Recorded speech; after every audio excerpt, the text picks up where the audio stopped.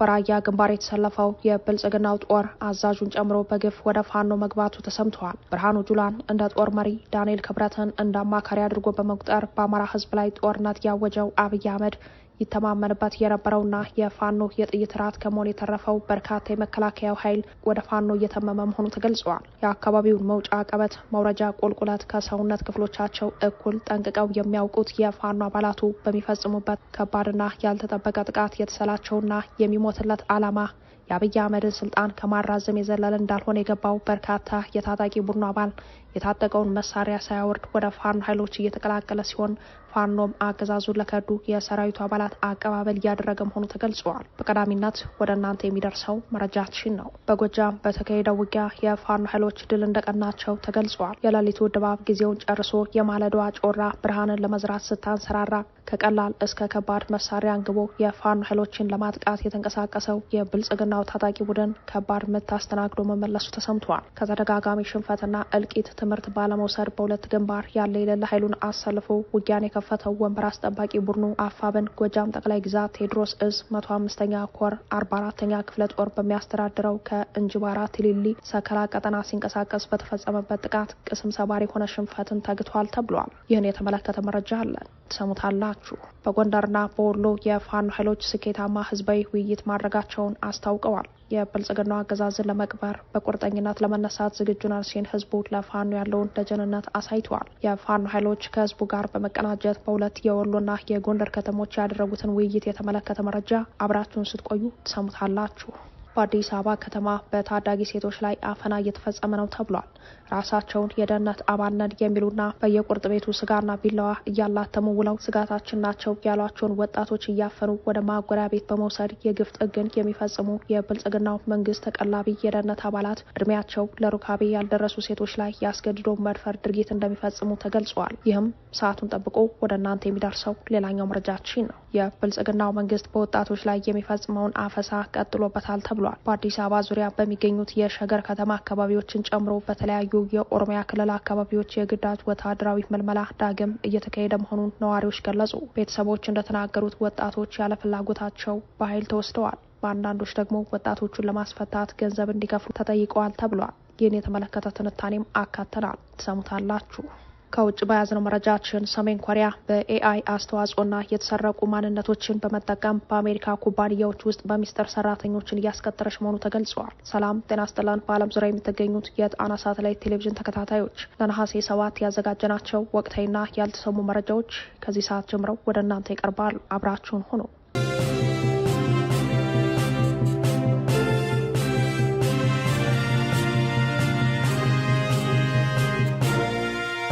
በራያ ግንባር የተሰለፈው የብልጽግናው ጦር በግፍ ወደ ፋኖ እየገባ ነው ተብሏል። ብርሃኑ ጁላን እንደ ጦር መሪ፣ ዳንኤል ክብረትን እንደ አማካሪ አድርጎ በመቁጠር በአማራ ሕዝብ ላይ ጦርነት ያወጀው አብይ አህመድ ይተማመንበት የነበረውና የፋኖ የጥይት ራት ከመሆን የተረፈው በርካታ የመከላከያው ኃይል ወደ ፋኖ እየተመመ መሆኑ ተገልጿል። የአካባቢውን መውጫ ቀበት፣ መውረጃ ቁልቁለት ከሰውነት ክፍሎቻቸው እኩል ጠንቅቀው የሚያውቁት የፋኖ አባላቱ በሚፈጽሙበት ከባድና ያልተጠበቀ ጥቃት የተሰላቸውና የሚሞትለት ዓላማ የአብይ አህመድን ስልጣን ከማራዘም የዘለለ እንዳልሆነ የገባው በርካታ የታጣቂ ቡድኑ አባል የታጠቀውን መሳሪያ ሳያወርድ ወደ ፋኖ ኃይሎች እየተቀላቀለ ሲሆን ፋኖም አገዛዙን ለከዱ የሰራዊቱ አባላት አቀባበል እያደረገ መሆኑ ተገልጿል። በማን ደም የማን ስልጣን ሊጠና ያሉት የጸረ አማራው መከላከያ ቡድን አባላት በሌሊት ካምፓቸውን እየለቀቁ ወደ ፋኖ መትመማቸው ያስደነገጠው የብልጽግናው መንግስት ከጸረ ህዝቡ አገዛዝ መዳፍ ያልወጡ የታጣቂ ቡድን አባላትን ጠርንፎ ምርመራ እያደረገም እንደሆነ ተገልጿል። የሰራዊት አባላቱ እየከዱን ያሉት ሚዲያ ላይ የሚሰራጨውን መረጃ በማየት ነው በሚል የሚጠረጠሩ የታጣቂ ቡድኑ አባላትን የእጅ ስልክ መቀማቱ የተነገረ ሲሆን በአገዛዙ አመኔታ ያልተጣለባቸው ታጣቂዎችም ወደ እርስ በርስ መተኳኮስ መሸጋገራቸው ተሰምተዋል። በሁሉም የአማራ አጽመ ርስቶች የመከላከያ ኃይሉን ከርቶ ወደ ፋኖ እየተመመ መሆኑን ተከትሎ የአብይ አህመድ ወንበር አስጠባቂውን ቡድን የሚመሩት ጄኔራሎች አስቸኳይ ስብሰባ መጠራታቸውም እየተሰማ ነው። ለዚህም መንግስታዊ መብረክረክና ድንጋጤ እንደ ምክንያት እየተወሰደ ያለው ምክንያት ከሰሞኑ በራያ አካባቢ በግፍ ወደ ፋኖ የሚገባው የመከላከያ ኃይል ቁጥር መጨመር ነው የተባለ ሲሆን ጄኔራሎቹ ለስብሰባ የቀረበላቸውን ውሃ ሳይጎነጩት አዛዡን ጨምሮ በርካቶች ወደ ምኒልክ ዕዝ እየጎረፉ ነው ተብሏል። የብልጽግናውን ጦር እንደ እምቧይ ካብ እየናደ ባለው በዚህ ክስተትም የሰሜን ምስራቅ ዕዝ 1ኛ ኮር 45ኛ ክፍለ ጦር 4ኛ ሻምበል አዛዥና የሲሴን ምስራቅ ዕዝ 802ኛ ኮር 49ኛ ክፍለ ጦር 3ኛ ሻለቃ 2ኛ ሻምበል አባል ከነሙሉ ትጥቃቸው ወደ አፋብን ወሎ ቤት አማራ ምኒልክ ዕዝ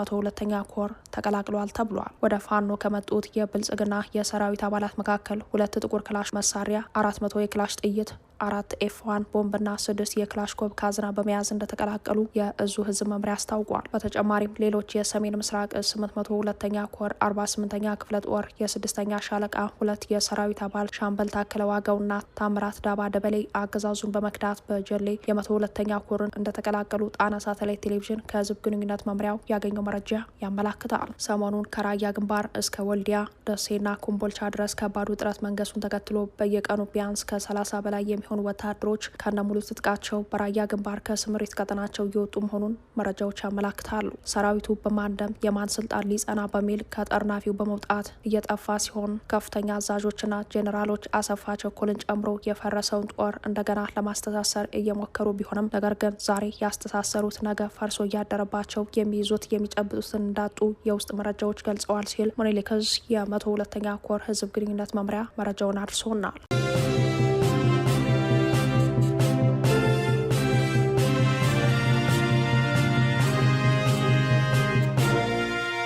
በጎጃም በተካሄደው ውጊያ የፋኖ ኃይሎች ድል እንደቀናቸው ተገልጿል። የሌሊቱ ድባብ ጊዜውን ጨርሶ የማለዷ ጮራ ብርሃንን ለመዝራት ስታንሰራራ ከቀላል እስከ ከባድ መሳሪያ አንግቦ የፋኖ ኃይሎችን ለማጥቃት የተንቀሳቀሰው የብልጽግናው ታጣቂ ቡድን ከባድ ምት አስተናግዶ መመለሱ ተሰምቷል። ከተደጋጋሚ ሽንፈትና እልቂት ትምህርት ባለመውሰድ በሁለት ግንባር ያለ የሌለ ኃይሉን አሰልፎ ውጊያን የከፈተው ወንበር አስጠባቂ ቡድኑ አፋብን ጎጃም ጠቅላይ ግዛት ቴዎድሮስ ዕዝ 105ኛ ኮር 44ኛ ክፍለ ጦር በሚያስተዳድረው ከእንጅባራ ቲሊሊ ሰከላ ቀጠና ሲንቀሳቀስ በተፈጸመበት ጥቃት ቅስም ሰባሪ የሆነ ሽንፈትን ተግቷል ተብሏል። በቀጠናው የሚንቀሳቀሰው የአፋብን ጎጃም ጠቅላይ ግዛት ቴዎድሮስ ዕዝ 44ኛ ክፍለ ጦር እንደ ተርብ ተወርዋሪ የፋኖ አባላቱ በወሰዱት የተቀናጀ ጥቃት የአብይ አህመድ ዙፋን አስጠባቂ የሆነውና ራሱን ጥምር ጦር ብሎ የሚጠራው ቡድን አባላት ያለ ቀባሪ በሜዳው ወድቆ አሞራና ገዴ እየተጫወተባቸውም ነው ተብሏል። ያለ ስሌት የፋኖ ኃይሎችን እምቅ አቅም ባለመረዳት በተደጋጋሚ እንደ ቅጠል እየረገፈ ያለው ቡድኑ ከደረሰበት ሽንፈት በኋላ የወዳደቁ አባሎቹን እየጫነ ወደ መጣበት እንጅባራ ከተማ መሸሹም ነው የተገለጸው። ይህ በእንዲህ እንዳለ ከጎጃም ግንባር ሳንወጣ አሸፋ መገንጠያ ተብሎ በሚጠራ ስፍራ ለ3 ሰዓታት ያለማቋረጥ የተደረገው በከባድ መሳሪያ የታገዘ ውጊያ በፋኖ ኃይሎች ድል አድራጊነት መቋጨቱ ተሰምተዋል። የተሸከመው ዘመናዊ መሳሪያ ልብ ያልሸመተለት የአብይ አህመድ ታጣቂ ቡድኑ በፋኖ ኃይሎች ላይ ድል እቀዳጃለሁ በሚል ጀምሮት የነበረው ውጊያ ከፍተኛ የሆነ ሰብአዊና ቁሳዊ ጉዳት እንደደረሰበትም ተገልጿል። ቡድኑ 3 ሰዓትን በፈጀው የአሸፋ መገንጠያ ውጊያ ለመርዶ ነጋሪ ሳይቀር መደምሰሱ የተገለጸ ሲሆን የፋኖ ኃይሎችም በታጣቂ ቡድኑ ላይ ካደረሱት ምት በተጨማሪ የመሳሪያ ባለቤት መሆናቸውንም ነው ምንጮቻችን የገለጹት። የዙፋን አስጠባቂው ኃይል ዙ 23ን ከፊቱ አሰልፎ የሞት ሽረት ትግል ሲያደርግ ነበር ያሉት የግንባር መረጃ አድራሾቻችን የመሳሪያና የሰራዊት ብዛት ያላሸበራቸው የፋኖ ኃይሎች ታጣቂ ቡድኑን ከበባ ውስጥ በማስገባት ነው እንደ ዋንዛ ፍሬ ሲያረግፉት ያረፈዱትም ተብሏል። በዚህም ውጊያ ዙፋን አስጠባቂ ኃይሉ ቁጥራቸው ከ20 በላይ የሚሆኑ አባሎቹ እንደተመቱበት ተሰምተዋል። በዚህ የተደናገጠውና በርካታ ቁጥር ያለው ኃይሉን ያጣው ዙፋን አስጠባቂ ቡድን በፋኖ ኃይሎች የደረሰበትን ምት መቋቋም ሲያቅተው ወደ ከተማ በመዝለቅ ነዋሪዎችን እያዋከበና እያሸበረ ነው ተብሏል። ከዚሁ ጋር በተያያዘ ከጎጃም ግንባር ሳንወጣም የሬጅመንት አዛዡ የበረኛው ቀስተ ደመና ፋኖን መቀላቀሉ ተሰምተዋል። የአማራን ሕዝብ እረፍት ለመንሳት ሁለንተናዊና የጥፋት ተግባር እየፈጸመ የሚገኘው የብልጽግናው ስርዓት በአሁኑ ሰዓት የሚፈጽመው እኩይ ተግባር በገዛ ሰራዊቱ ዘንድ እምነትን እያጣ ሰራዊቱ በየቀጠናው በቡድንና በተናጠል እየሆነ ወደ ፋኖ እየተቀላቀለ እንደሚገኝ መዘገባችን የሚታወስ ሲሆን ይህ የአገዛዙን ፍጻሜ የሚያፋጥነው ጉዳይ በጎጃም ቀጠናው መቀጠሉ ተገልጿል። በዚህም በዛሬው ዕለትም በጸረ ህዝቡ መከላከያ ሰራዊት አጠራር የ10ኛ ክፍለ ጦር 3ኛ ሬጅመንት ዋና አዛዥ ሆነው 100 አለቃ ውድነህ እጅጉ የበረኛው ቀስተ ደመና ፋኖን መቀላቀሉን ለማረጋገጥ ችለናል። በቀደመ የዜና ወጃችን እንደገለጽ ነው በወሎ በኩልም በርካታ የቡድኑ አባላት ወደ ፋኖ እየተመሙ እንደሚገኙ ፋኖ ይፋ አድርጓል።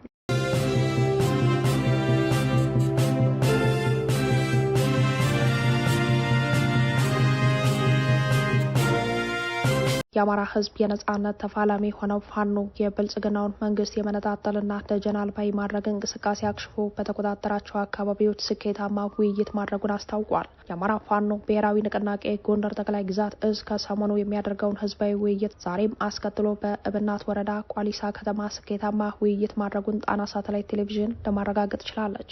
በእዙ በኩል ይፋ በሆነውና ጣቢያችን እንደደረሰው መረጃ ከሆነ ውይይቱ የጎንደርን አንድነት በማጥናትና አሁናዊ ቁመና ላይ ያተኮረ ነውም ተብሏል። በነበረው ስኬታማና ፋኖ በተመሰገነበት ህዝባዊ መድረክም የአፋብን ጎንደር ጠቅላይ ግዛት በላይ እዝ ሰብሳቢ አርበኛ ዮሐንስ ንጉሱ፣ ተቀዳሚ ምክትል ሰብሳቢ አርበኛ ሰለሞን አጣናው፣ የፋይናንስ ኃላፊው አርበኛ ሀብታሙ ሙላውና ሌሎች የእዝ የኮርና የክፍለ ጦር አመራሮች መገኘታቸውን ነው ጣቢያችን ያረጋገጠው።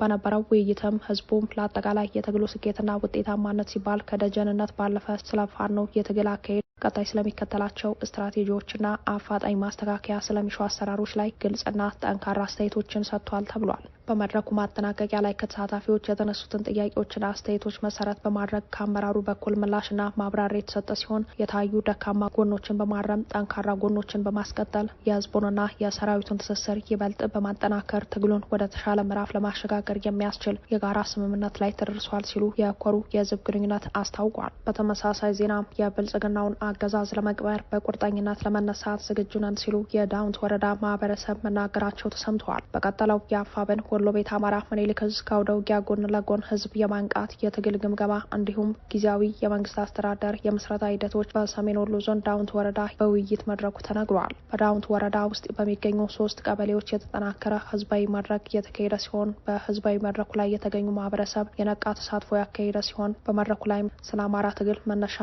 ገፊ ምክንያቶች የሉና ትግል ዓላማና መዳረሻ ግብ፣ በወቅታዊነት ከማህበረሰቡ የሚጠበቅ አቋም፣ ስለ አጋርነትና ትብብር፣ ስለ ጊዜያዊ የመንግስት አስተዳደር ምንነትና አስፈላጊነት እንዲሁም በሌሎች ጉዳዮች ዙሪያ ሰፊ ማብራሪያ በምኒልክ ዕዝ ከፍተኛ አመራሮች ተሰጥቷል ተብሏል። የምኒልክ ዕዝ አደረጃጀት መምሪያ ኃላፊ አርበኛ አሰፋ መሰለ የትግል ሂደት ሰፊ ማብራሪያዎች የሰጡ ሲሆን በትግል ስም ሰርጎ ገቦች በዳውንት ህዝብ ላይ የተፈጸመውን ሞራላዊ ስብራት ጀብደኛው ምኒልክ ዕዝ እንደሚከሳቸው አብራርተዋል። በአካባቢው ሲንቀሳቀስ የነበረው የፋኖ ኃይል ትጥቁን ከትግል ጠላፊ ክፋንተው መሀባውና ሌሎች ጩለሌዎች መጠበቁን አድንቀዋል። የአማራን ህዝብ ትግል ለማኮላሸትና ብዙ ጀግኖች መስዋዕትነትን የከፈሉበትን ትግል ለማኮላሸትና የአማራን ህዝብ ተንበርካኪና ወዶ ገብ ለማድረግ ብዙ የተለፋና የዳውንት ህዝብ ደግሞ ይህንን ታሪካዊ ሸፍጥ የታዘበና በውሉ የታገላቸው ስለሆነ አርበኛው ለህዝቡ ምስጋና አቅርበዋል። የምኒልክ ዕዝ እቅድ ዝግጅትና ግምገማ መምሪያ ኃላፊ አርበኛ ኢንጂነር አራጋው ያለው የአማራ ህዝብ የገጠመውን መዋቅራዊና መንግስታዊ ጭፍጨፋ ለመቀልበስ በበሰለ ፖለቲካ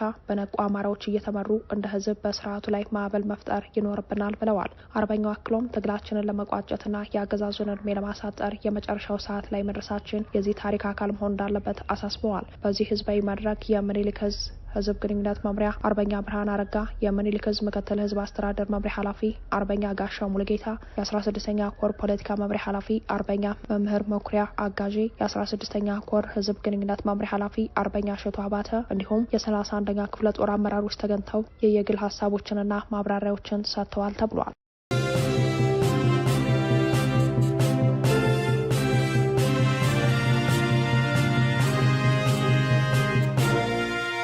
በአዲስ አበባ ከተማ በታዳጊ ሴቶች ላይ አፈና እየተፈጸመ ነው ተብሏል። ራሳቸውን የደህንነት አባልነን የሚሉ በየቁርጥ ቤቱ ስጋና ቢላዋ እያላተሙ ውለው ስጋታችን ናቸው ያሏቸውን ወጣቶች እያፈኑ ወደ ማጎሪያ ቤት በመውሰድ የግፍ ጥግን የሚፈጽሙ የብልጽግናው መንግስት ተቀላቢ የደህንነት አባላት እድሜያቸው ለሩካቤ ያልደረሱ ሴቶች ላይ ያስገድዶ መድፈር ድርጊትን እንደሚፈጽሙ ተገልጸዋል። የጉዳዩን አሳሳቢነት በመረዳት ለጣና ሳተላይት ቴሌቪዥን መረጃ ያደረሱን ግለሰቦች እንደገለጹት ከሆነ የደህንነት አባልነን የሚሉ እኚሁ ግለሰቦች ከምግብ ቤቶች አልፎ የግለሰብ መኖሪያ ድረስ በመሄድ ታዳጊ ሴቶችን እያፈኑ እየወሰዱም ነው ተብሏል። አጸያፊው ድርጊት ሰለባ ከሚሆኑ ሴቶች መካከል በከተማዋ በሚገኙ መጠጥና ስጋ ቤቶች በአስተናጋጅነት ተቀጥረው የሚሰሩ ታዳጊዎች ይገኙበታል የተባለ ሲሆን ጉዳዩን ለማስቆም የሞከሩ የምግብ ቤት ባለቤቶችም የግድያ ሙከራ እንደሚደረግባቸው ተሰምተዋል። ጉዳዩ አሁን የተጀመረ አይደለም። ከዚህ በፊትም ደህንነት ነን በማለት እያስፈራሩ ሴቶቹን ይወስዱ ነበር።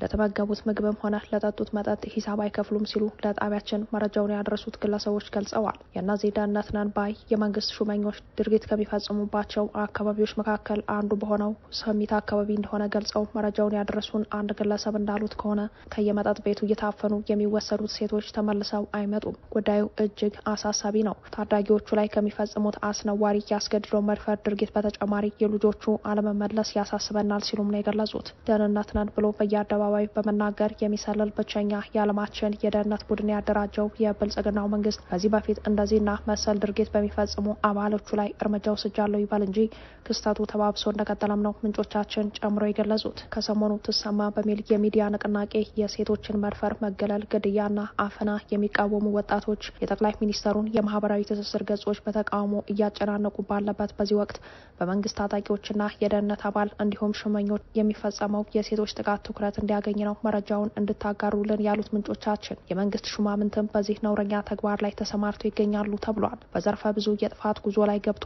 የቁልቁለት ጉዞ ላይ የሚገኘው የአብይ አህመድ አገዛዝ ያደራጀው ይኸው ጸረ ህዝብ የደህንነት መዋቅር በሴቶች ላይ ከሚያደርሰው በደል፣ ግፍና እንግልት በተጨማሪ ባለሀብቱ የከተማዋ ነዋሪም ላይም ከባድ የተባለ ጫናን እያደረሰ መሆኑ ተገልጿል። ነጋዴዎች ባልጠበቁትና ባላሰቡት ቅጽበት በዚሁ ቡድን ከስራ ገበታቸው ታፍነው እየተወሰዱ ሚሊዮን ገንዘብን በመክፈል የሚለቀቁ ሲሆን ይህ ክስተትም የብዙዎችን ህይወት አጨልሟል ተብሏል።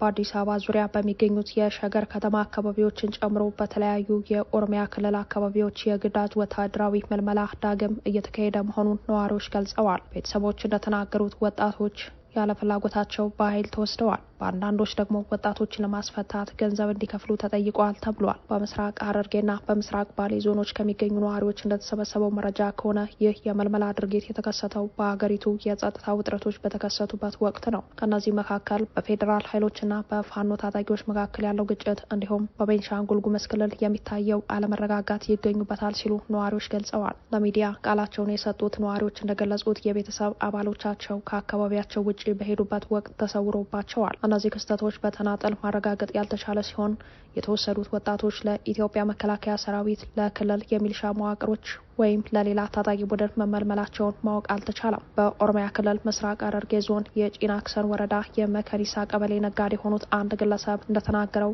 ታናሽ ወንድሙ ባለፈው ሳምንት የንግድ ስራውን ለማገዝ ወደ ድሬዳዋ ከተማ አስተዳደር በመጓዝ ላይ ሳለ 3 ቀናት ተሰውሮ ቆይተዋል። በኋላ ግን ማንነቱ ካልታወቀ አካል ለማስለቀቂያ 500 ሺህ ብር እንድንከፍል ተደውሎ ተነግሮናል ብለዋል። እገታ እንደሆነ ስንጠይቃቸው ለመከላከያ ሰራዊት እንደተመለመለ ነገር ግን ገንዘቡ ከተከፈለ እንደሚለቀቅ ነገሩኝ ሲል ነጋዴው ለአዲስ ስታንዳርድ ተናግሯል። የት እንደታሰረ አላውቅም፣ ክፍያው እንዴት እንደሚፈጸም መመሪያ እንደሚልኩልን ነግረውናል ሲል ገልጸዋል። ይህ የመሰወር ድርጊት በቤተሰቦቻቸው ላይ ጫና መፍጠሩን የገለጹት ነጋዴው እናታችን ታማ አልጋ ላይ ከዋለች 2 ዓመት ሆኗታል። ይህ ዜና ደግሞ ይበልጥ እያሳሰባት ይገኛል ብለዋል። በሌላ ክስተት በኦሮሚያ ክልል ምስራቅ ባሌ ዞን የለገሄዳ ወረዳ ነዋሪ የሆኑት እናት በጅማ ዩኒቨርሲቲ የ2ኛ ዓመት ተማሪ የሆነው ልጃቸው በአርሲ ዞን አሶሳ ከተማ የሚገኙ ዘመዶችን ለመጎብኘት በሄደበት ወቅት በኃይል ተወስዶባቸዋል። ልጃቸው በከባድ የኩላሊት ህመም ምክንያት በግንቦት ወር ወደ ቤተሰቡ ተመልሶ በባሌ ዞን ሮቤ ከተማ ሕክምና ሲከታተል ቆይቶ ማገገሙን ገልጸዋል። እንዲሁም ዩኒቨርሲቲው ለክረምት እረፍት ከመዘጋቱ በፊት የሴሚስተር እረፍት ወስዶ እንደነበር ገልጸዋል። እናትየው ማታ ላይ በአሶሳ ከተማ በኃይል እንደወሰዱት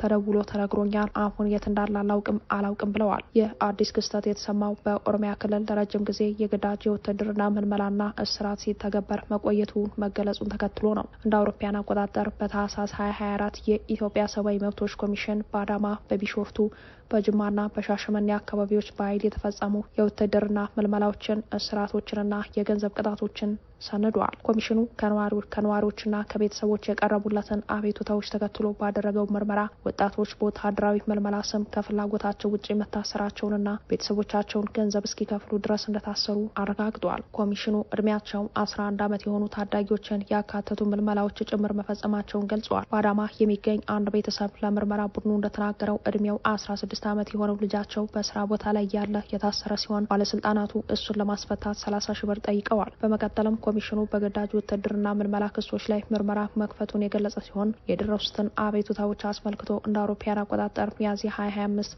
ከከፍተኛ የመከላከያ ሰራዊት መኮንኖች ጋር ተወያይቷል። የውይይቱ ውጤት ግን በይፋ አልተገለጸም። አሰራሮች ከፌዴራል ጦር ሰራዊት ምልመላ ባለፈ ሌሎች መዋቅሮች ላይም ተስፋፍተዋል። በሆሮ ጉዱሩ ወለጋ ዞን አርሶ አደሮች ጋቸና ሲርና በተሰኘው የክልሉ በሚሊሻ መዋቅር ስር የሚሰጠውን ወታደራዊ ስልጠና እንዲወስዱ መገደዳቸውን ገልጸዋል ሲል አዲስ ስታንዳርድ እንደ አውሮፓውያን አቆጣጠር መስከረም 2024 መዘገቡ ይታወሳል። ጋቸና ሲርና እንደ አውሮፓውያን አቆጣጠር መጋቢት 2020 በወጣ የኦሮሚያ ክልል አዋጅ አማካኝነት የተቋቋመ ነው።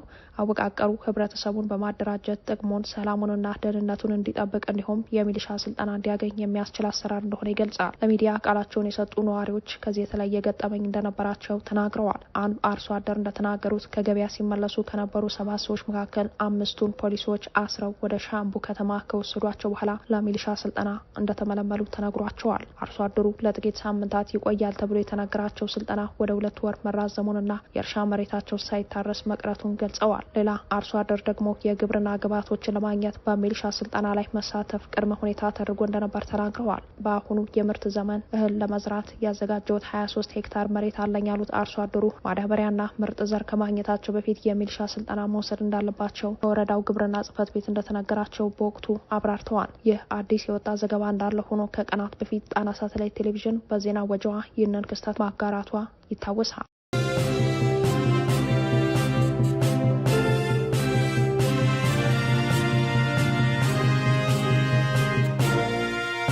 ሰሜን ኮሪያ የተሰረቁ የአሜሪካ ዜጎችን ማንነትና የሰው ሰራሽ አስተዋጽኦ ኤአይ ቴክኖሎጂዎችን በመጠቀም ዘግቧል። ድርጊቱ ለኪም ጆንግ ኡን አስተዳደርና ለሀገሪቱ የኒውክሌር እንዲሁም የጦር መሳሪያ ፕሮግራም በየዓመቱ በ100 ቢሊዮን የሚቆጠሩ ዶላሮችን ገቢ ለማስገኘት የሚደረግ አዲስ ዘመናዊ የሳይበር ጥቃት ስልት እንደሆነ ተገልጿል። እነዚህ የሶፍትዌር ኢንጂነሮች በአንድ ጊዜ እስከ 4 በሚደርሱ የአሜሪካ ኩባንያዎች ውስጥ እየተቀጠሩ በዓመት ከፍተኛ ደሞዝ የሚያገኙ ሲሆኑ ይህም ለሀገሪቱ የጦር መሳሪያ ግንባታና ማስፈራሪያ እንደሚጠቀሙበት ተጠቁመዋል። ድርጊቱን ተከትሎ የአሜሪካ የፍትህ ሚኒስቴርና የፌዴራል ምርመራ ቢሮ ከዚህ ህገወጥ አሰራር ጋር የተያዙ ግለሰቦችን በቁጥጥር ስር መዋል የጀመሩ ሲሆን አብዛኞቹ የአሜሪካ የቴክኖሎጂ ኩባንያዎችም የሰራተኞቻቸውን ማንነት በአካል ማረጋገጥ የሚያስችሉ የደህንነት ፕሮቶኮሎችን ማጥበቅ መጀመራቸው ታውቋል።